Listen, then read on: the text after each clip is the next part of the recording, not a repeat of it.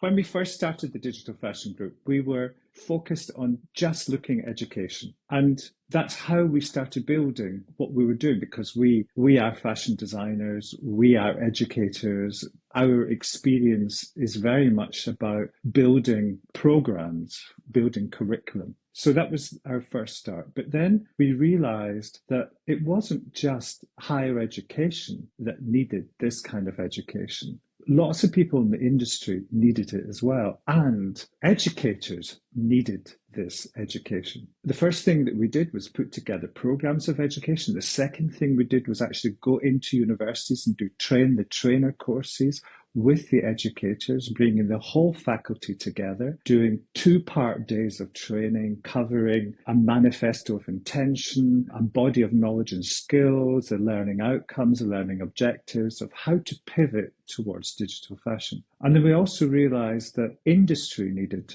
more support in understanding how to pivot towards digital fashion as well. So we started working more with industry on what it was, how it could work for them, what it meant to them. So our business model has changed and developed almost in tandem with how digital fashion has been developing as well. But we're very careful not to jump on too many hypes. So with the whole hype about the metaverse, we talked about it, but we were very careful not to identify ourselves as just being in the metaverse. And now with AI as well, AI is a tool. It's a wonderful tool. It's got lots of potential, but it's not the only thing that's happening in the digitalization of fashion.